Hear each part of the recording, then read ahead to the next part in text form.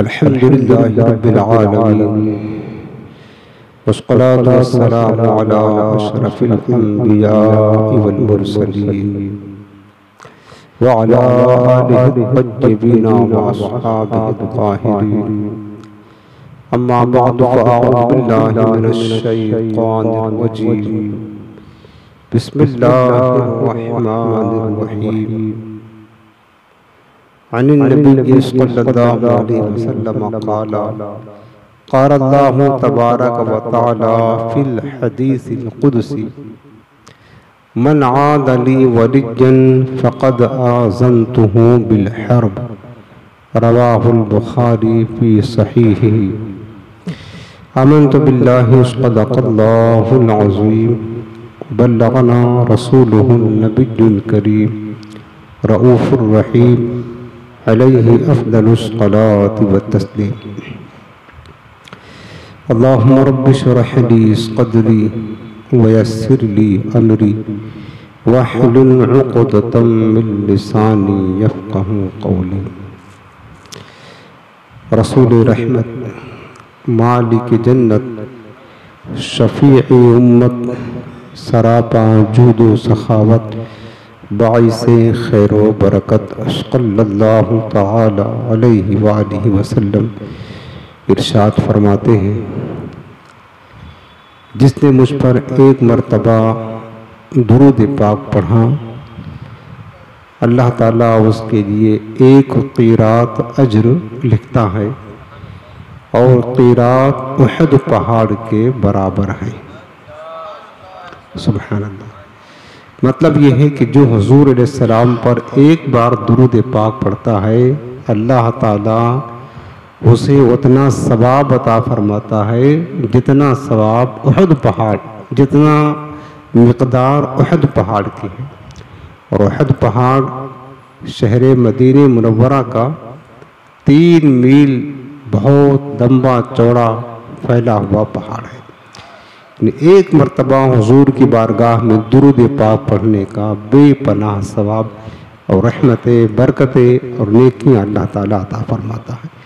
लिहाजा मेरे प्यारे, अपने आका की बारगाह में कोशिश किया करें जितना ज़्यादा हो सके कसरत के साथ दुरूद पाक पढ़ते रहा करें।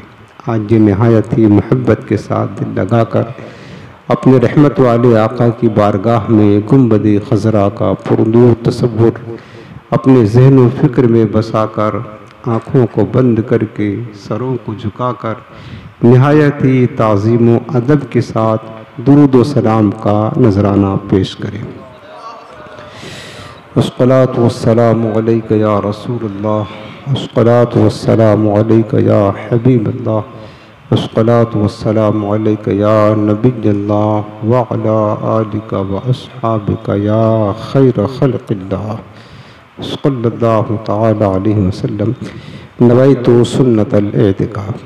हाज़रीन मोहतरम, आज हफ्तावारी इस्लाही बयान के इस महफ़िल में टॉपिक आपने पढ़ा होगा पोस्टर में, अल्लाह वालों की गुस्ताखी और दुश्मनी का अंजाम।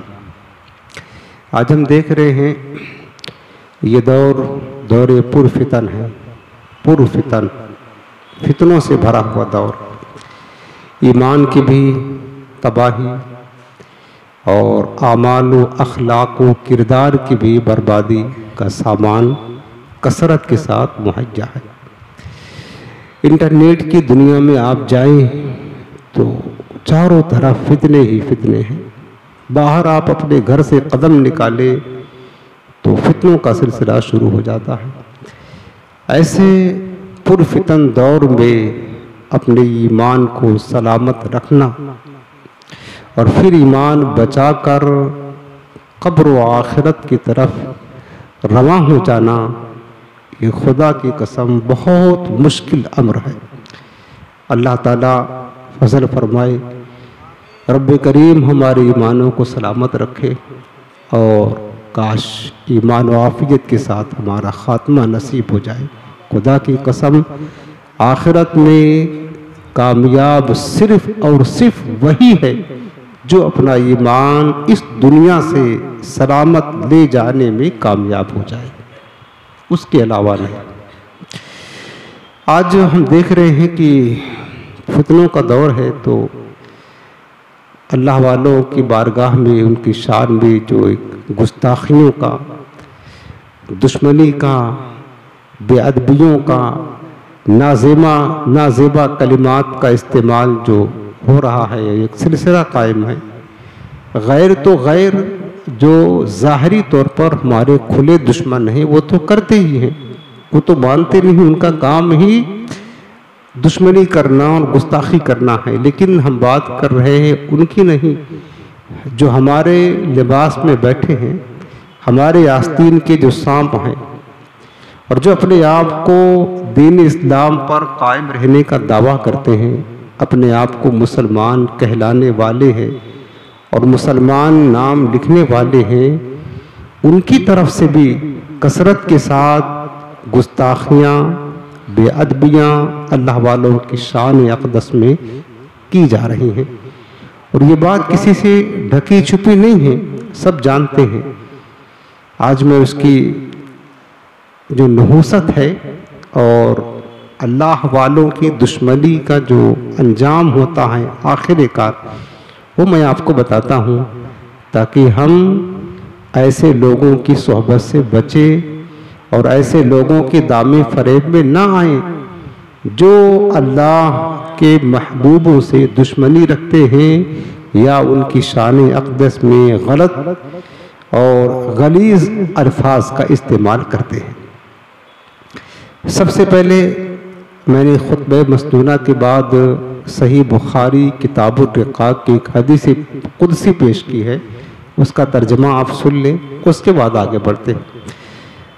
ये बुखारी शरीफ, सही बुखारी की सही हदीस है और एक तवील हदीस है, उसमें मैंने एक टुकड़ा आपको पढ़ के सुनाया है। हदीस कुदसी है।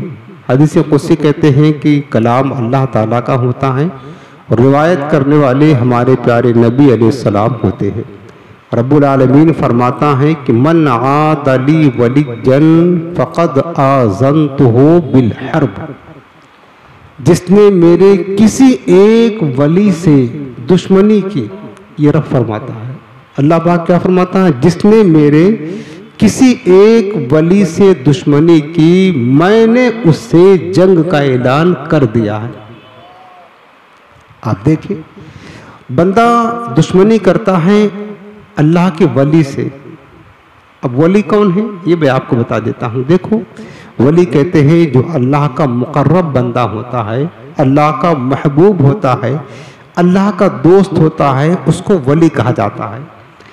रब्बुल आलमीन की बारगाह में इस कायनात में सबसे बढ़कर जो अल्लाह के मुकर्रब हैं, जो हस्ती सबसे ज़्यादा अल्लाह की बारगाह में कुर्ब हासिल करने वाली है, उसका नाम इमामुल अंबिया, ताजदारे दो जहां सय्यदना मुहम्मद मुस्तफ़ा सल्लल्लाहु अलैहि वसल्लम है। हमारे प्यारे आका अलैहिस्सलाम अल्लाह के सबसे मुकर्रब हैं। समझ रहे? तो गोया कि वली के माना दोस्त भी होता है, महबूब भी होता है, मुकर्रब भी होता है, कई माने होता है और मददगार भी होता है। तो यहाँ पर जो रब ने फरमाया है वली, ये आम लफ्ज़ है, हर एक की शामिल है। यानी जो भी बंदा अल्लाह का मुकर्रब है, अल्लाह का महबूब है, उससे जो दुश्मनी करता है, रब ताला फरमाता है मैंने उससे जंग का ऐलान कर दिया है। और आप खुद बताएं कि कोई भी शख्स है किसी से दुश्मनी करता है और जंग का ऐलान करता है, जंग का ऐलान किससे होता है? दुश्मन से किया जाता है। दोस्त से कभी ऐलाने जंग नहीं होता है, दोस्त से ऐलाने मोहब्बत होता है। खुद आप जानते हैं जंग का ऐलान किससे होता है? दुश्मन से किया जाता है।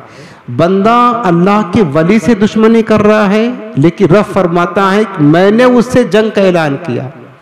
इसका मतलब क्या हुआ कि बंदा अगर अल्लाह के मुकर्रब और महबूब बंदे से दुश्मनी करता है तो रब्बुल आलमीन उससे ऐलाने जंग करके ऐलाने दुश्मनी करता है कि ये मेरे वली का दुश्मन है, तो सिर्फ इसी का नहीं बल्कि ये मेरा भी दुश्मन बन गया है कि मैंने इससे जंग का ऐलान किया। और ये भी याद रख ले, अगर कोई भी बंदा किसी के साथ जंग करता है, दुश्मनी करता है, तो एक दुश्मन अपने दुश्मन की सबसे कीमती चीज वो छीनने की कोशिश करता है। ये तो होता है ना, एक दुश्मन अपने दुश्मन की जो सबसे कीमती सरमाया होता है, कोशिश करता है मद्दे मुकाबिल वो छीन ले। और हमारे नज़दीक, इंसानों के नज़दीक सबसे कीमती चीज़ हमारी जान होती है। इसलिए दुश्मन ये सोचता है कि किसी तरह अपने दुश्मन की जान ले ले, जान ले लेता है। जब दो लोगों में दुश्मनी होती है तो कभी तलवार चलती है, कभी छुरियाँ चलती हैं, कभी बंदूकें चलती है। गर्ज की एक दुश्मन जब दुश्मनी की इंतहा होती है, अपने दुश्मन की जान ले लेता है। और रब्बुल आलमीन जब किसी से ऐलाने जंग फरमाता है, ऐलाने दुश्मनी फरमाता है, तो जान तो खुद हमारे रब के कब्जे इख्तियार में है। तो रब्बुल आलमीन के नज़दीक जो सबसे प्यारी चीज़ है वो बंदे का ईमान है, ईमान है। तो रब जब किसी से जंग का ऐलान करता है, दुश्मनी का ऐलान करता है, अल्लाह ताला उसका ईमान छीन लेता है। उसकी मिसाल मैं दे रहा हूँ आपको। अल्लाह ताला क्या करता है? उसका ईमान छीन लेता है, क्योंकि रब के नज़दीक सबसे कीमती सरमाया जान नहीं, वो ईमान है। अगर ईमान होता है और बंदा अल्लाह की वली से दुश्मनी करता है, अल्लाह ताला उसका ईमान ज़ाय कर देता है, छीन लेता है। क्या अल्लाह ताला से कोई जंग में जीत सकता है? नहीं जीत सकता। अब उसकी मिसाल आप सुने। पैदाइश आदम से पहले जब अल्लाह ने हजरत आदम को पैदा किया, तो बनी आदम की पैदाइश से पहले ये अल्लाह का फैसला हो गया। अल्लाह ने क्या फैसला किया कि जो मेरे किसी वली से, और मैंने बताया कि सबसे वली जो होता अल्लाह का मुकर्रब और महबूब बंदा अल्लाह का वली होता है। हमारे रब की बारगाह में अल्लाह का सबसे मुकर्रब बंदा अल्लाह के प्यारे महबूब अलैहिस्सलाम है। उसके बाद अंबिया किराम की जमात अल्लाह का मुकर्रब बंदे हैं, मुकर्रब बंदे हैं, ये आला दर्जे के औलिया है। उसके बाद अंबिया के बाद हमारे प्यारे आका अलैहिस्सलाम के जो सहाबा हैं, सहाबा इंसानों में बात करें, जो सहाबा हैं हुजूर के, ये अल्लाह के औलिया और मुकर्रब बंदे हैं। हुजूर के जो अहले बैत है अल्लाह के मुकर्रब बंदे हैं। हत्ता कि अल्लाह के जो नूरानी फरिश्ते हैं ये भी अल्लाह के मुकर्रब हैं, अल्लाह के मुकर्रबीन में से हैं। उसके बाद जो औलिया किराम हैं ये अल्लाह के मुकर्रब बंदे हैं, जिनको हम वली कहते हैं। जैसे हमारे गौसे पाक सरकार, जुनैद बगदादी सरकार, गरीब नवाज सरकार। एक मिसाल बता रहा हूँ। सहाबा के बाद जो औलिया की जमात है ये भी अल्लाह के मुकर्रब और महबूब बंदे हैं। फिर जो उलमा की गिरोह है, जो हुजूर के नाइब हैं, वारिस हैं, जो हुजूर के जानशीन हैं, ये भी अल्लाह के औलिया है, ये भी अल्लाह के मुकर्रब बंदे हैं, अल्लाह के महबूब बंदे हैं। तो इनमें से हमारे मुस्तफ़ा से लेकर के जो उलमा, उसके बाद जो भी मुत्तकी, नेक, साले, परहेजगार बंदे मोमिन है, ये भी अल्लाह का मुकर्रब बंदा होता है। किसी से दुश्मनी करता है, अल्लाह ताला का उसके साथ ऐलान जंग होता है। और ऐलान जंग का नतीजा क्या होता है? अल्लाह उसका ईमान छीन लेता है। अब मिसाल आप सुनो। बनी आदम की पैदाइश से पहले अल्लाह का ने यह फैसला कर दिया। कुरान अजीम में एक जगह नहीं, कई जगह है। अल्लाह पाक ने जब हजरत आदम अलैहिस्सलाम को पैदा किया, ये किस्सा आपको मालूम होगा, कुरान में कई जगह है। ध्यान के साथ सुने। वो ये बात सिर्फ इसलिए मैं बता रहा हूँ मेरे अजीजों, आज गुस्ताखियों का एक सिलसिला चल पड़ा है। अपने आप को मुसलमान कहलाने वाले, दाढ़ी टोपी रखने वाले, इमामा बांधने वाले, मुफ्ती और मुहद्दिस कहने वाले, आलिम कहने वाले, आज जो खुद हुजूर अलैहिस्सलाम की शान में, इमामुल अंबिया की बारगाह में ऐसे नाज़ेबा कलिमात बकते हैं। अल्लाह के औलिया के शान में कभी सहाबा की गुस्ताखी कर दिया, माज़अल्लाह। राफिजियों का तरीका जो है, कभी अहले बैत की गुस्ताखी और बेअदबी कर दिया, खारिजियों का तरीका है। कभी क्या कहते हो, अल्लाह के औलिया की दुश्मनी, कभी गौसे पाक की दुश्मनी और उनकी गुस्ताखी। एक सिलसिला चल रहा है, गुस्ताखों का एक सिलसिला चल रहा है। जिसकी मर्जी जो चाहे गुस्ताखी पे गुस्ताखी किया जा रहा है और अंजामे कार नहीं सोचता, फिर भी अपने आप को मुसलमान समझता है। इसका नतीजा कितना खतरनाक है वो सुने आप, कितना भयानक है इसका अंजाम, कोई मामूली नहीं है। आज यहाँ तो जबान है, मुंह के अंदर जो मर्जी चाहे बोल ले रहे हैं। क्या ये जबान हमेशा रहेगी? मरने के बाद क्या होगा ये तो सोचे। मरना तो पड़ेगा, फिर मरने के बाद अंजाम क्या होगा उस पर कभी गौर करना है कि अल्लाह के औलिया की दुश्मनी कितनी खतरनाक चीज है।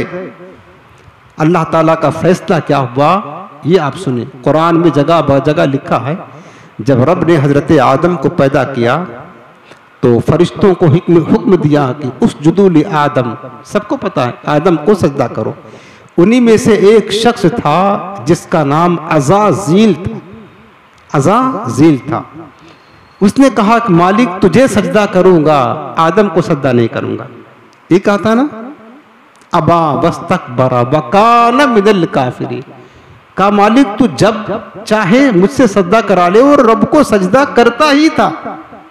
कभी भी इब्लीस ने, जिसका अज़ाज़ील नाम था, अभी तक इब्लीस नहीं हुआ था, अभी तक अज़ाज़ील था, आबिद था, जाहिद था, सदियां तक उसने रब की इबादत की, हर आसमान में इबादत की, फरिश्तों का उस्ताद, मुअल्लिमुल मलकूत, अल्लाह का खुद मुकर्रब था, वो इतना बड़ा आलिम था। क्या कहने लगा कि मालिक तुझे सजदा करूंगा, आदम को सजदा नहीं करूंगा। रब ने फरमाया कि नहीं, आदम को सजदा करो। उसने हजरत आदम अलैहिस्सलाम कौन है? अल्लाह के मुकर्रब है, खलीफतुल्लाह है, अल्लाह के महबूब हैं, गोया कि अल्लाह के बहुत बड़े वली हैं। इस माना करके वली कि अल्लाह के मुकर्रब है। हजरत आदम अलैहिस्सलाम खलीफतुल्लाह है, अल्लाह के महबूब है ना। उस इब्लीस ने रब का सजदा करने से कभी इनकार नहीं किया और करता ही था। कहा मालिक तुझे करूंगा, आदम को नहीं। उसके दिल में आदम अलैहिस्सलाम के खिलाफ बुग़्ज़ पैदा हुआ, दुश्मनी पैदा हो गई। कहा सजदा नहीं करूंगा। तकब्बुर भी किया हजरत आदम से, हसद भी किया और दिल में बुग़्ज़ पैदा हुआ उस इब्लीस के। रब ने कहा इब्लीस अगर तू मेरे आदम को मानेगा तब तू मेरा है, और अगर तू मेरे आदम को नहीं मानेगा, इनकी ताज़ीम नहीं करेगा, इनसे मोहब्बत नहीं करेगा, इनको सजदा नहीं करेगा, तो फखरुज इन्नका मिनस सागिरीन। रब ने ऐलान फरमा दिया तू जलील ख्वार होकर मेरे बारगाह से निकल जा। उसी दिन जब उसने इनकार किया, हजरत आदम का बुग़्ज़ दिल में पाला। हजरत आदम अल्लाह के बहुत मुकर्रब बंदे, खलीफतुल्लाह, अल्लाह के महबूब, जब उनसे दुश्मनी की, रब ने 1 मिनट नहीं लगाया, अपनी बारगाह से रांदे दरगाह करके मरदूद करके निकाल दिया। कहा फखरुज इन्नका मिनस सागिरीन, ऐसे ना निकलना, जलील ख्वार होकर के यहां से निकल जा। अगर तू मेरे आदम को मानेगा तो मेरा मानना काफी नहीं है।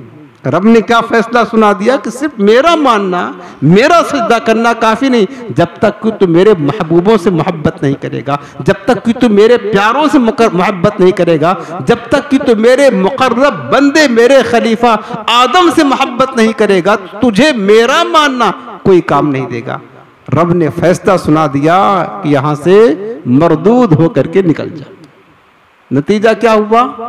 अभी तक वही इब्लीस जो खुद अल्लाह का मुकर्रब था, जब आदम अलैहिस्सलाम की दुश्मनी जब तक नहीं की थी, उसने अल्लाह का मुकर्रब था, है अल्लाह का साजिद था, लाखों लाख बरस सजदा किया, इज्जत थी, मकाम था, जन्नत में रहता था, आता जाता था।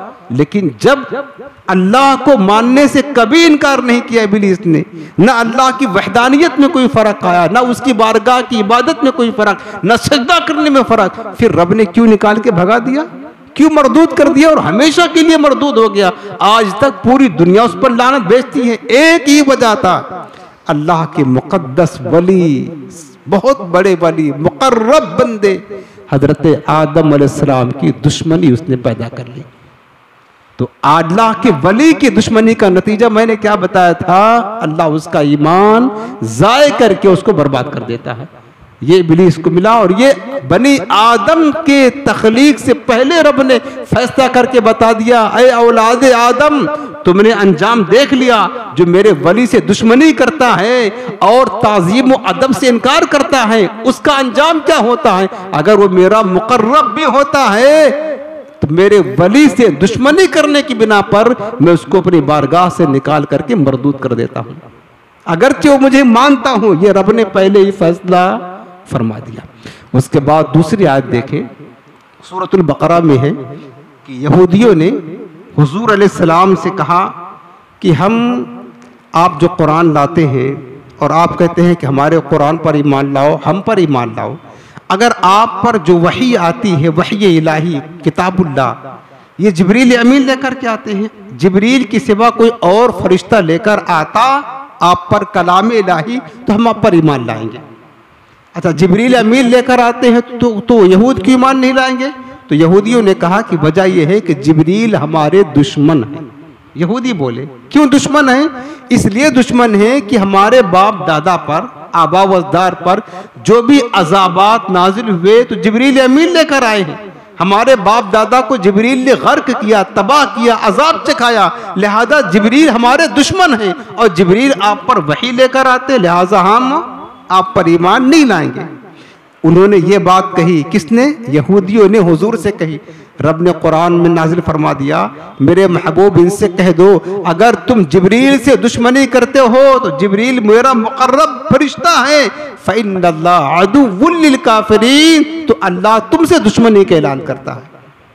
हालांकि वो यहूद अल्लाह पर ईमान रखते थे, अल्लाह को मानते थे, उन्होंने जिब्रील का इनकार किया कि हम जिब्रील से दुश्मनी रखते हैं। रब ने फैसला कर दिया कि तुम जिब्रील से दुश्मनी रखते हो तो तुम्हारा रब तुमसे दुश्मनी का ऐलान करता है। फ़इन्नल्लाह अदुव्वुल लिल काफ़िरीन, अल्लाह काफिरों का दुश्मन है। जो जिब्रील को नहीं मानता है वो मुझे लाख मानने का दावा करे, उसका मुझे मानना मेरी बारगाह में कबूल नहीं किया जाएगा। ये अल्लाह के प्यारों से दुश्मनी का नतीजा होता है। यहूद जो पैगंबर पर ईमान रखते थे, अल्लाह की वहदानियत की इकरार करते थे, आसमानी किताबों पर ईमान रखते थे, रब ने फरमा दिया कि तुमने जिब्रील से दुश्मनी की, लिहाजा तुम मेरे दुश्मन हो गए। और दुश्मन हो गए तो अल्लाह ने उनका ईमान भी सल्ब कर लिया। उसके बाद आए कुरान अजीम से मिसालें पेश कर रहा हूँ, फिर हदीस भी आपको सुनाऊंगा, अभी फिर वाक़ियात भी सुनाऊंगा। तीसरी मिसाल आप देखें, जो अल्लाह के वली से दुश्मनी करता है, नतीजा क्या होता है? फिर उसका ईमान भी सलामत नहीं रहता। ये अच्छी तरह अपने जहन में नक्श कर ले, अच्छी तरह नक्श कर ले। सूरतुल आराफ आयत नंबर 176 में है कि बनी इस्राइल में एक शख्स था, उसका वाक़या बयान किया अल्लाह पाक ने इस आयत करीमा में, जिसका नाम बलअम बिन बाऊरा था। बनी इस्राइल का बलअम बिन बाऊरा, इस आयत करीमा में जो मैंने बताया सूरह आराफ में अल्लाह ने उसका जिक्र किया। बलअम बिन बाऊरा कौन था? तफसीर में लिखा है कि बलअम बिन बाऊरा बहुत बड़ा आलिम था, बहुत बड़ा आलिम, जाहिद, इबादत गुजार, मुत्तकी, परहेजगार, और इतना बड़ा आलिम था, इतना बड़ा मुअल्लिम था कि कहा जाता है उसकी दरसगाह में जो उसका दर्स सुनने के लिए आते थे तो 12,000 दवातें हुआ करती थी, जो लोग दवातों से लिखा करते थे कलम डाल करके। इतना बड़ा आलिम था। और मुस्तजाबुद दावात ऐसा था कि जब कोई दुआ करता तो हाथ बाद में अपने चेहरे पर फिरता, उसकी दुआ पहले रब की बारगाह में कबूल हो जाती। इतना पहुंचे हुआ वो शख्स था बलअम बिन बाऊरा, कुरान ने नकल किया है। नतीजा क्या हुआ? इतना बड़ा जो अल्लाह का मुकर्रब था, मुस्तजाबुद दावात था, अल्लाह का वली था, सब कुछ था, एक पैगंबर हजरत मूसा अलैहिस्सलाम के खिलाफ उसने बद्दुआ करना शुरू कर दिया। कौम ने लालच दिया, माल की मोहब्बत बंदे के कभी कभी ईमान भी बर्बाद कर देती, अंधा कर देती, अंधा। आज भी बहुत लोग माल की मोहब्बत में, माल की वजह से अपना ईमान बर्बाद कर चुके हैं और कर रहे हैं। तो माल वो शय है प्यारे, माल और सोना चांदी की मोहब्बत में उसकी कौम ने लालच दिया तो पैगंबर के खिलाफ उसने बद्दुआ करना शुरू कर दिया, पैगंबर के खिलाफ बद्दुआ करना शुरू कर दिया। और जैसे जैसे लोगों ने कहा कि तू बद्दुआ कर तो हलाक हो जाएंगे, वो ये मुस्तजाबुद दावत था, सोचा कि मेरी दुआ तो हर दुआ कबूल होती है। जो इसने हाथ उठा करके बद्दुआ करना शुरू किया अपनी जबान से, इसकी जबान जो जो बद्दुआ करता है पैगंबर के खिलाफ, इसकी जबान कुत्ते की तरह बाहर लटक आई। ये दुनिया में जिल्लत का अंजाम देके कुत्ते की तरह बाहर लटक आई। एक पैगंबर जो अल्लाह का सबसे मुकर्रब होता है, पैगंबर अल्लाह का सबसे बड़ा महबूब होता है, सबसे बड़ा वली होता है। पैगंबर की बेअदबी की, गुस्ताखी की, उनके खिलाफ बद्दुआ की, नतीजा क्या निकला? उसकी जबान कुत्ते की तरह हो गई। अब वो जो इतना बड़ा आलिम, जाहिद, मुस्तजाबुद दावत था, रब्बुल आलमीन ने किस नाम से उसको याद किया पता है? कुरान फरमाता है मसलुहु कमसलिल कल्ब, उसकी मिसाल कुत्ते की तरह है। रब ने उसको कुत्ता फरमाया, कुत्ता जो नापाक जानवर होता है। किसको? वो जो इतना बड़ा आलिम था, इतना बड़ा जाहिद था, इतना बड़ा आबिद था और जो मुस्तजाबुद दावत था। क्या किया उसने? पैगंबर की तौहीन की, पैगंबर की गुस्ताखी की। रब ने क्या फरमाया? मसलुहु कमसलिल कल्ब, उस बलआम बिन बाऊरा की मिसाल कुत्ते की तरह, कुत्ते की तरह हो गया। अल्लाह ने उसका ईमान भी बर्बाद कर दिया, दुनिया में भी जिल्लत और आखिरत में उसकी तबाह बर्बाद हो गई। नतीजा अल्लाह के वली की दुश्मनी का ये निकलता है जो आप सुन रहे हैं। मेरे अजीजों, जब कोई पिछले पैगंबरों की गुस्ताखी करे, बेअदबी करे, तो उसका अंजाम ये होता है अल्लाह ईमान बर्बाद कर लेता। और आज अगर कोई बदबख्त कलमा पढ़ने वाला हमारे नबी की शान में गुस्ताखी करे, मेरे आका अलैहिस्सलाम के इल्म मुबारक की तौहीन करे, सरकार को अनपढ़ और जाहिल साबित करने की कोशिश करे, तो बताओ उसका अंजाम आखिरत में क्या होगा? कभी सोचा? ये तो अल्लाह के सबसे बड़ी वली है कायनात में, अल्लाह के महबूब हैं, इमामुल अंबिया हैं। इनकी शान में गुस्ताखी करने वाला, उसका अंजाम क्या होगा? कभी सोचा? मेरे अजीजों, ये नतीजा होता है अल्लाह के औलिया से दुश्मनी करने का। मैंने कुरान की 3 मिसालें दी हैं, ठीक है ना? और भी मिसालें हैं। अब चलो मैं आपको हदीस पाक सुनाता हूँ। हदीस पाक आप सुन ले।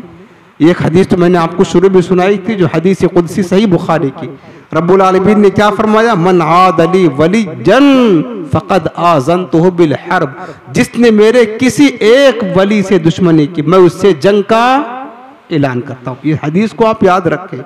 और वली से मुराद जो अल्लाह का मुक़र्रब है, नबी भी शामिल है, इमामुल अंबिया भी वली है, फरिश्ते भी अल्लाह के वली है, सहाबा भी अल्लाह के वली है, अहले बैत भी अल्लाह के वली है, और औलिया किराम जो नेक सालिह मोमिनीन बंदे हैं, ये भी अल्लाह के वली हैं। जो उलमाए हक, उलमाए सुन्नत हैं, ये भी अल्लाह के वली है।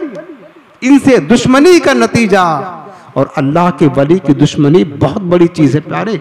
मेरे इमाम अहले सुन्नत, आशिक़ माह रिसालत, हामी सुन्नत, माहिज बिदात, शेखुल इस्लाम वल मुस्लिमीन, हुज्जतुल्लाह फिल अर्दीन, सज्जदना सरकार इमाम अहमद रज़ा खान अलैहिर्रहमा फरमाते हैं कि मन सब्बा आलिमन बिसबबिन ज़ाहिरिन खीफा अलैहिल कुफ्र।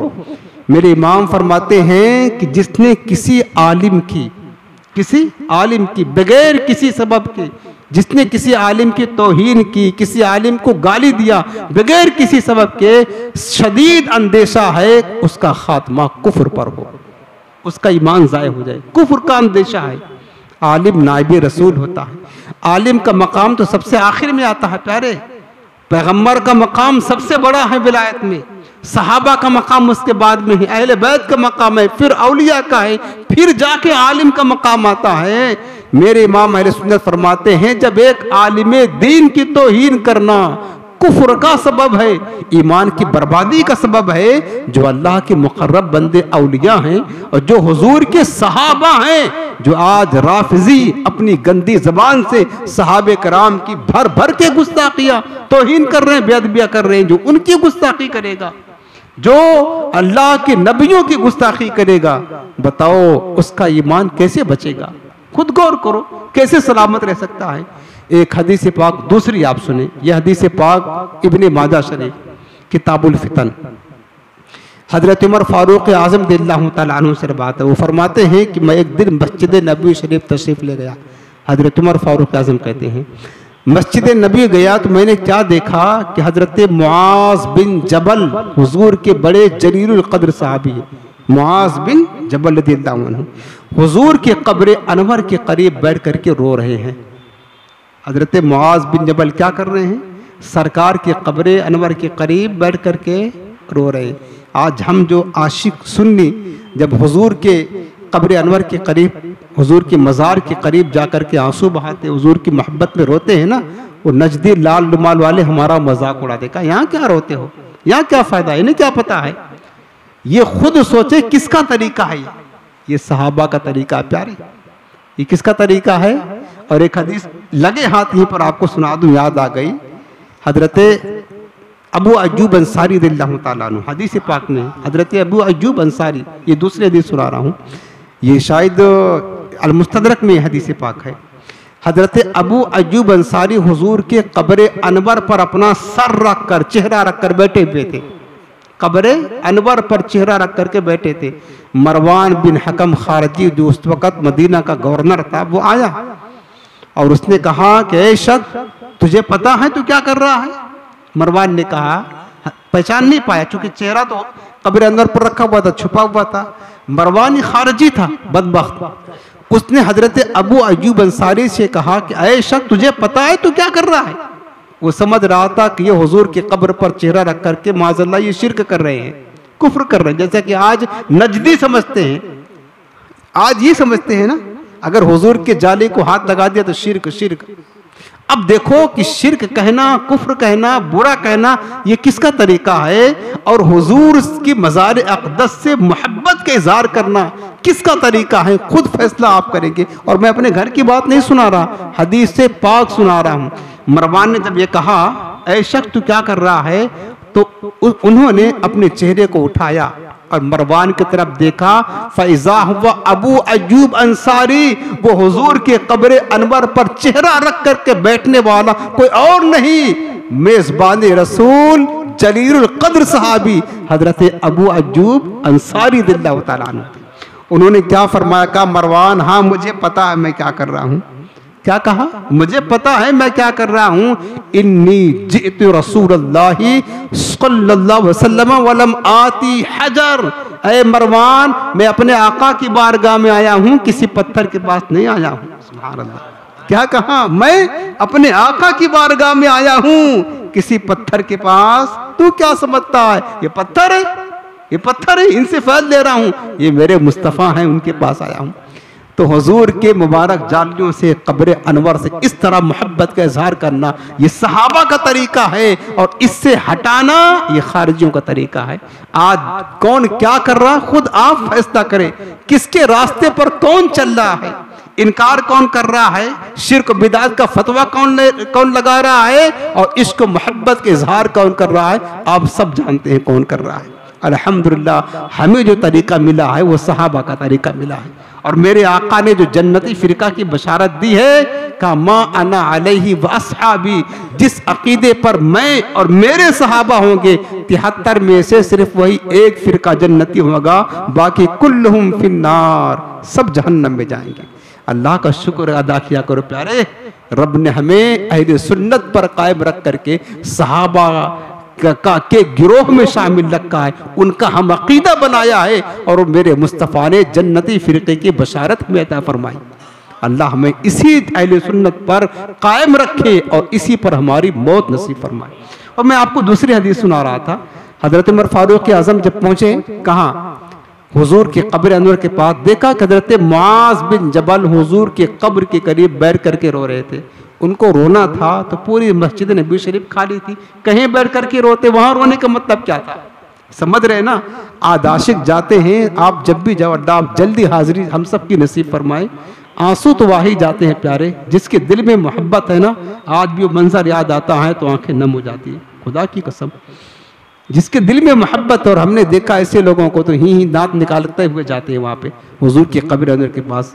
हमारा तो होश ठिकाने नहीं रहता है कि मुस्तफ़ा के दर पर हम जैसे खताकार सियाकार इस मुक़द्दस बारगाह में हम पहुँचे हैं, हमसे अदब नहीं हो सक रहा है। और आज लोग किस अंदाज में जाते हैं, अपने अपने नसीब की बात है। बहरहाल मैं कह रहा था कि हजरत मुआज़ बिन जबल जलीलुल क़द्र सहाबी हैं, उनको रोना ही था, तो हुजूर के कब्र अनवर के पास रोने से क्या फ़ायदा।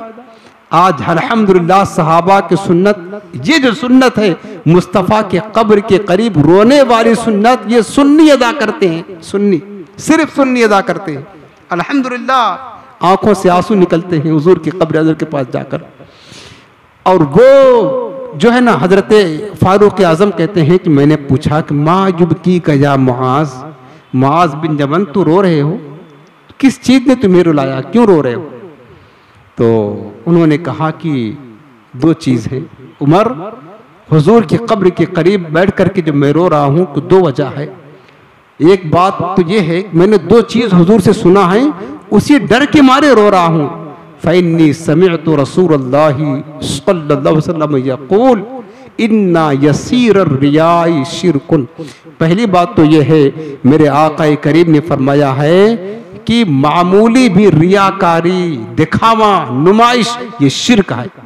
यानी इबादत में रियाकारी करना, रियाकारी समझते हैं कोई नेक अमल इसलिए करे ताकि लोग हमें अच्छा समझें, लोगों के दरमियान वाहवाही हो, लोग के दरमियान हमारा नामो नमूद हो, अल्लाह की रजा मकसूद ना हो, या अल्लाह की रजा के साथ में लोगों को भी रजा मकसूद हो, ये रियाकारी है। और इसको हदीस रसूल में शिरक असगर यानी छोटा शिरक कहा गया। जो भी इबादत सिर्फ अल्लाह के लिए खालिस की जाएगी। हजरत मुआज बिन जबल कहते हैं कि मेरे आका फरमाते मामूली भी रियाकारी शिरक है। और दूसरी बात जो मुझे रुला रही है उमर, वो ये है मेरे आका ने फरमाया कि मन आदा लिल्लाहि वलियन फक़द बारज़ल्लाह बिल मुहारिबा। जिसने अल्लाह की किसी वली से दुश्मनी की, उसने गोया कि अल्लाह के साथ जंग का मुकाबला किया, उसने अल्लाह के साथ जंग का मुकाबला किया। बस ये दो बातें सोचकर मैं डरता हूं कहीं रियाकारी ना हो जाऊं, और मैं डरता हूं कि अगर अल्लाह की किसी वली से की दुश्मनी कहीं ना हो जाए, बेअदबी ना हो जाए, हमारा सारा अमल बर्बाद हो जाएगा। ये कौन डर रहा है? हुजूर के सहाबी जिनके बारे में कुरान ने फरमाया कुल्लम वअदल्लाहुल हुस्ना। मेरे आका के तमाम सहाबा जन्नती हैं। जन्नत की सनद कुरान ने जिनको दी है, कतई यकीनी जन्नती हैं। उन्हें इतना खौफ है अल्लाह की किसी वली की गुस्ताखी ना हो जाए, बेअदबी ना हो जाए, दुश्मनी ना कर बैठूं तो अंजाम हमारा बर्बाद हो जाए, ईमान बर्बाद हो जाए और अल्लाह नाराज हो जाए तो सब कुछ तबाह हो जाएगा। अरे सहाबी रसूल लोरेहारा कि उनसे ये सरजद नहीं हो सकता है। और आज किस अंदाज में बकवासात की जाती है अल्लाह के औलिया की, सहाबा की, अहले बैत की, अल्लाह पाक के नेक बंदों की, औलिया किराम की। कभी सोच रहे हैं आप वो कहाँ सहाबे किराम जिनका जन्नती होना कतई है, वो इस बात से डर रहे हैं। और आज लोग सोचते नहीं हैं, जो मुंह में आया बक दिया, जिसकी तौहीन चाह कर लिया। मैंने बताया कि अंबिया किराम के बाद अल्लाह के सबसे बड़ी औलिया यानी सबसे जो विलायत के आला दर्जे पर हैं वो मेरे आका अलैहिस्सलाम के सहाबा हैं और अहले बैत हैं। क्योंकि कोई भी वली कितना भी बड़ा दर्जा का हो, वो सहाबी के बराबर नहीं हो सकता है। औलिया से बढ़कर मुकाम किसका है? सहाबे किराम का है। आज आपने सुना होगा बहुत सारे सुन्नी कहलाने वाले अब तो इन्होंने अपने आप को मौलाई नाम रख दिया है, राफजी नया नाम गढ़ लिया, मौलाई यानी मौला अली वाले हैं, माज़अल्लाह मौला अली वाले हो गए। कौन? ये राफजी मौलाई बन गए। समझ रहे हैं? ये मीठा शहद दिखाए जहर पिलाए, मेरे इमाम ने फरमाया है कातिल डाइन शोहर खुश, इस मुर्दार पे क्या रंचाना, दुनिया देखी बाली है। अब मीठा मीठा शहद में जहर मिला करके पिला रहे हैं, बना रहे राफजी, कह रहे हैं कि तुम मौलाई हो, मौला अली से मानने वाले हो। अरे सुन्नी से बढ़कर मौलाई कोई नहीं है प्यारे। हाँ, सुन्नी से बढ़कर मौलाई कोई नहीं है। हम राफजी नहीं है, सुन्नी है और हम सबसे बड़े मौलाई हैं। लेकिन मौलाइयत के आड़ में सहाबा की गुस्ताखी नहीं करते, राफजी करते हैं। हजरत मेरे माविया की शान में ऐसी गंदी गलीज बातें निकालते हैं, जबकि हजरत मेरे माविया ये हुजूर के सहाबी हैं और इनकी सीरत कुरान है। कुरान ने हुजूर के तमाम सहाबा को जन्नती कहा है। और मुहद्दिसीन ने, बुखारी मुस्लिम ने, बड़े बड़े मुहद्दिसीन ने हजरत मेरे मुआविया के फजाइल में पूरा बाब बांधा है, हदीसें जिक्र की हैं। इतना बड़ा मकाम है इनका। इनको मुसलमान नहीं समझते। ये तो छोड़ो, जो हुजूर के बाद अफजल बशर हैं सैयदना सिद्दीक अकबर रज़ियल्लाहु अन्हु, उनकी शान में गुस्ताखियाँ, फारूक आजम की शान में गुस्ताखियाँ, ये तो विलायत के आला दर्जे पर है प्यारे। तो मैंने बताया इस गुस्ताखी का नतीजा क्या हुआ, जो गुस्ताखी करता है फिर अपना ईमान भी वो सलामत नहीं रख पाता है, अपना ईमान भी बचा नहीं पाता है। मेरे अजीज़ों, हमने 3 मिसालें कुरान से दी हैं, और भी मिसालें हैं, हदीस पाक हमने 2 सुनाई है, इतना ही समझदारों के लिए काफ़ी है। अब 1-2 वाक़या भी आप सुन लें, उसके बाद बात ख़त्म करता हूँ। और ये समझ ले काजी अयाज रहमतुल्लाह ताला ने शिफा शरीफ में लिखा है, एक शख्स था, जब उसकी मौत का वक़्त आया, मौत होने लगी, तो कलमा ज़बान पे नहीं आ रहा था, कलमा ज़बान पर नहीं आ रहा था। पूछा गया कि क्या बात है, ये बंदा कलमा क्यों नहीं पढ़ पा रहा है, सब बातें कर लेता है, कलमा क्यों नहीं। उसने बताया कि ये बंदा जो कलमा जिसकी ज़बान पर नहीं आ रहा, ये उन लोगों की सोहबत में बैठा करता था जो हज़रत सिद्दीक़ अकबर और फारूक आज़म की गुस्ताखी किया करते थे। ये खुद नहीं करता था, उनकी सोहबत में बैठा करता था। उसकी नहूसत ये हुई कि इसकी ज़बान पर कलमा नहीं आ रहा है। तो जो खुद बदबेअदबी करेगा, गुस्ताखी करेगा, उसकी ज़बान पर कलमा आएगा, कलमा होगा भी ना तो भी छीन लिया जाएगा। ये अल्लाह का फैसला, हमारा फैसला नहीं है। और मैंने मिसालें देकर बता दी आपको, कलमा होगा भी तो छीन लिया जाएगा। इसलिए कहा जाता है मेरे अजीज़ों, गुस्ताखी की सोबत में ना बैठा करो। आज लोग सोचते हैं आज़ाद मिजाज है, हम तो सबकी सुनते हैं यार, लेकिन हमारा ईमान मजबूत है। शैतान को ईमान बर्बाद करते देर नहीं लगती है, ये मत समझे। अपने ईमान पर मुतमईन न रहें, अल्लाह से हमेशा आफियत और खैर की भीख मांगा करें।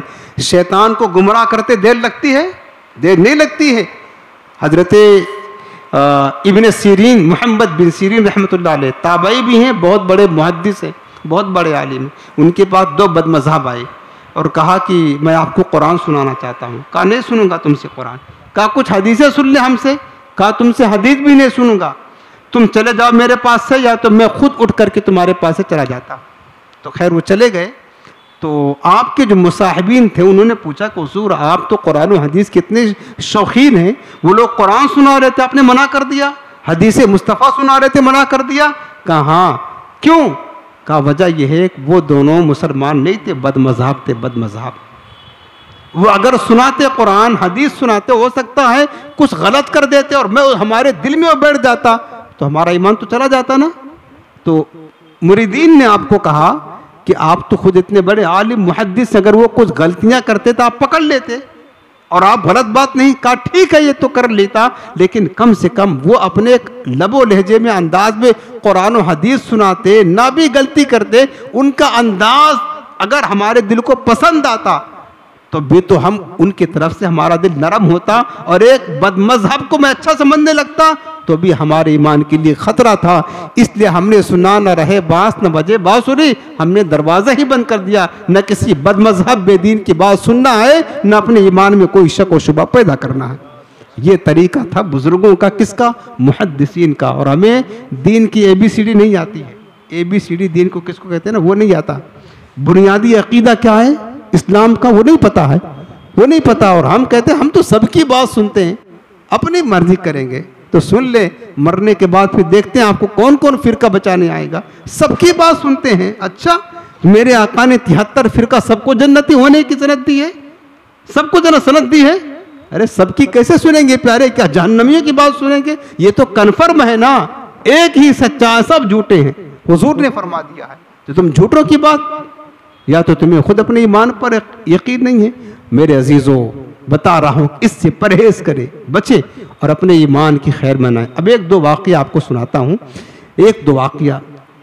ये वाक़या तफरीहुल खातिर में लिखा है कि ये जो अल्लाह की वली से दुश्मनी करता है उसका ईमान कैसे खतरे में होता है। बिल आखिर अल्लाह उसका ईमान ज़ाय कर ही देता है। अल्लाह ताला बेनियाज है, उसने शुरू से फैसला कर दिया जो मेरे वली का होता है वही मेरा होता है, जो मेरे वली का नहीं वो मेरा भी नहीं होता। ये फैसला रब का आप अपने जहन में महफूज रखें हमेशा। संजारीब का एक वाक़या था कि एक शख्स था जो अल्लाह के औलिया की शान में तान व तस्नीम करता, गुस्ताखी करता, बेअदबी करता, जैसा कि आज के बदमज़हब ये करते हैं। हुआ क्या कि जब वो मौत का वक़्त आया, बिस्तर मर्ग पर पहुंचा, अब उसकी ज़बान पर कलमा नहीं जारी हो रहा है। याद रखना मेरे अजीज़ों, शैतान मौत के वक़्त एड़ी चोटी का जोर लगा देता है कि ज़िंदगी में कुछ न कर पाए, कम से कम मरने से पहले इसका ईमान छीन लूँ तो अपने साथ जहन्नम में ले जा सकता हूँ। एड़ी चोटी का जोर। और खुदा की कसम उस वक़्त अल्लाह ताला का ख़ास फजल अगर शामिल हाल ना हो तो कोई बंदा ईमान सलामत लेकर कब्र में नहीं जा सकता है। जोर लगा देता है शैतान। अब वो जो मरने के करीब था वो हर चीज़ बात तो कर लेता, लेकिन कलमा ज़बान पर नहीं आ रहा था। तो लोगों ने पूछा, परेशान हुए लोग, बार बार कलमा की तरकीन करते, पढ़ ही नहीं पा रहा था कलमा। क्योंकि ये सब अल्लाह की तौफीक के खैर से होता है, याद रखना। कलमा आखिरी वक़्त ज़बान पर जारी होना खुदा की कसम हमारे बस की बात नहीं है। रब्बुल आलमीन की फजल उसकी तौफीक से नसीब होता है, नहीं आया। अब लोग बड़े परेशान हुए कि कहीं ऐसा ना हो कि बेईमान होकर के मर जाए। वो उस शहर के जो शेख थे उनके पास गए, कहा हुजूर ऐसा मसला, आप चले। उनको लेकर आए। वो उसके करीब बैठ करके, वो जो शेख थे अल्लाह के वली थे, उन्होंने मुराक़बा किया। मुराक़बा किया, थोड़ी देर सर झुका करके बैठे रहे, अल्लाह ताला से कुछ मुनाजात करते रहे। सर जब उठाया उन्होंने, उसकी ज़बान पर कलमा जारी हो गया। थोड़ी देर के बाद सर झुकाए थे, मुराक़बा किया, रब से कुछ मुनाजात किया, राज़ो नियाज की बातें की, सर उठाया तो कलमा पढ़ने लगा। तो उन्होंने, उस बुज़ुर्ग ने बताया, उस शेख ने बताया कि बात यह है कि ये जो मरने वाला था यह अल्लाह के औलिया की शान में तानो तशनी करता, गुस्ताखी करता, बेअदबी करता था। तो इसकी वजह से इसके ज़बान पर कलमा जारी नहीं हो रहा था। तो मैंने रब्बुल आलमीन की बारगाह में अर्ज़ किया, मालिक इसको माफ़ कर दे, आखिरी वक़्त है, कुफ्र पर मौत हुई, हमेशा जहन्नम मुक़द्दर बन जाएगा। रब ने फरमाया कि मेरे बंदे, मैंने तेरी सिफारिश तो कबूल कर ली, माफ़ तो कर दूंगा, लेकिन जो मेरे औलिया हैं जिनकी ये गुस्ताखी किया करता था, जब तक वो माफ़ ना करेंगे मैं भी माफ़ नहीं करूंगा। ये रब का फैसला, जब तक वो माफ़ नहीं करेंगे मैं भी माफ़ नहीं करूंगा। वो बुजुर्ग कहते हैं, वो शेख, फिर मैंने आलम रूहानियत में हजरत जुनैद बगदादी, सिर्री सकती, मारूफ करकी और बाजिद बुस्तामी, इनकी खिदमत में हाजिरी दी आलम रूहानियत में। और फिर मैंने इनसे कहा कि हुजूर आप अल्लाह के वली है, माफ़ कर दे, वो आपका गुस्ताख था, लेकिन अगर कलमा पढ़े बगैर चला गया उसकी आखिरत तबाह हो जाएगी। आप मुखलिस हैं, उनसे मेरे मन्नतो जब समाजत की, तो इन औलिया कराम जिनके शान में तानो तशनी करता था, इन्होंने माफ़ कर दिया। बस इन्होंने माफ़ किया, रब ने माफ़ किया, इसकी ज़बान पर कलमा जारी हो गया। सुभान अल्लाह। ये देख रहे हैं, उसने अल्लाह की बेअदबी नहीं की, अल्लाह के औलिया की। उसके बाद उसने बताया कि जब मैं कलमा पढ़ने की कोशिश करता, एक काली चीज़ मेरी ज़बान को पकड़ लेती थी। कहा तुझे कलमा नहीं पढ़ने दूंगी। वो काली चीज़ क्या थी? उसने कहा वो काली चीज़ जो मेरी ज़बान को पकड़ लेती, कलमा जारी नहीं होने देती, वो अल्लाह वालों की गुस्ताखी, तानो तशनी जो मैं किया करता था वो थी। लेकिन जब उस शेख ने अल्लाह से दुआ की, एक नूरानी शय आई जिसने उस काली शय को दफा कर दिया और मेरे ज़बान पर कलमा जारी हो गया। मैंने पूछा, ए नूरानी शक्ल, तू कौन है जिसने मेरी मदद की? उसने कहा, मैं अल्लाह के औलिया की रज़ा और खुशनुदी हूँ। बस अल्लाह के औलिया की रज़ा खुशनुदी हूँ। यही इस बात से समझ ले कि मेरे प्यारे, अल्लाह के औलिया की दुश्मनी का अंजाम क्या होता है, अल्लाह के औलिया की दोस्ती का अंजाम क्या होता है। लिहाजा अपनी बात ख़त्म करता हूँ। एक आखिरी बात, दुनिया का भी नुकसान होता है। मैं कहता हूँ दुनिया का नुकसान हो ना हो, दुनिया का नुकसान हो ना हो, असल तो हमारी आखिरत है ना। बाज़ औक़ात ऐसे लोग दुनिया में बहुत तरक्की करते हैं तो लोग इन्हें देख कर धोखा खा जाते हैं। यहूदी कितना तरक्की पर है, पूरी दुनिया को नचा रहे हैं, क्या आप उनको हक समझेंगे? अल्लाह ताला इन्हें ढील देता है, मोहलत देता है, और जब मोहलत देता है, जब इनकी रस्सी खींचेगा तो हमेशा हमेश के लिए इन्हें जहन्नम में झोंक करके इन्हें तबाह कर देगा। ये मत समझे जो अल्लाह वालों के दुश्मन है वो आराम के साथ घूम रहे ना, वो घूम ले आराम के साथ, लेकिन दुनिया में घूमेंगे। मरने के बाद क्या होगा? हमेशा। तो मेरे अजीजों, कभी भी अपने वहमो गुमान में भी अल्लाह वालों की दुश्मनी, बेअदबी, गुस्ताखी हरगिज़ हरगिज़ ना लाना। और जो अल्लाह वालों के, अल्लाह के महबूबे के गुस्ताख हैं, उनसे दूर रहना, उसी में आफियत है। अगर अपने ईमान की सलामती और खैर चाहते हो तो, अगर खैर चाहते हो तो उनसे दूर रहना, न उनकी बातें सुनना, न उनकी किताबें पढ़ना, न उनके बयानात सुनना, कि शैतान शक और वसवसा डालने में देर नहीं लगाता है। बस अपने ईमान की खैर फरमाना, हमेशा अल्लाह वालों से मोहब्बत करना, और जो कुछ हमें अल्लाह की मार्फत नसीब है वो सब अल्लाह वालों की बारगाह से मिला है। अल्लाह हमें अपने महबूबों की सच्ची मोहब्बत नसीब फरमाए, हमारी नस्लों को भी अल्लाह अपने प्यारों की मोहब्बत में सलामत रखे, और अल्लाह इन्हीं की मोहब्बत के साथ हमारा ख़ात्मा भी अता फरमाए। आपको वजीफ़ा अता कर देता हूँ। ये वजीफ़ा हर नमाज के बाद पढ़ने वाला है, बहुत ही आसान है। हाफिज़ा और जहन को तेज़ करने का, हाफिज़ा मजबूत करने के लिए वजीफ़ा। बाज़ औक़ात हमको सुनते हैं भूल जाते हैं, ऐसा भी होता है ना। तो इंशाअल्लाह जैसे दीनी बातें, आप इल्म की बातें सुन रहे हैं, याद रहेगा। अगर आप इसको पढ़ने की आदत बनाएंगे तो अल्लाह का ज़िक्र भी होगा, साथ साथ हमें एक दुनियावी फ़ायदा ये मिलेगा कि हमारा हाफिज़ा मजबूत होगा, जो कुछ हम सुनेंगे हमें याद भी रहेगा। हाफिज़ा मजबूत करने के लिए, जहन को तेज़ करने के लिए, आप पढ़ते भी होंगे, बहुत सारे लोग मालूम भी होगा, ये वजीफ़ा है या कभी या जो पढ़ते हैं वो ठीक है, जो नहीं पढ़ते हैं वो आज से नियत करें इंशाअल्लाह हर नमाज के बाद। या कभी जो अल्लाह का सिफाती नाम है, काफ ज़बर का, वाव या ज़ेर बी, कभी या पेश जो, या कभी जो नमाज पढ़ करके अपने माथे पर हाथ रख करके 11 मरतबा आप इसको पढ़ ले हर नमाज के बाद, तो इंशाअल्लाह अल्लाह का ज़िक्र हो जाएगा, और अल्लाह के नाम की बरकत से हमारा हाफिज़ा भी मजबूत होगा। तो जो कुछ हम दीन की बातें सुनेंगे इंशाअल्लाह हमें याद रहेगा। अल्लाह पाक हम सबको सलामत रखे।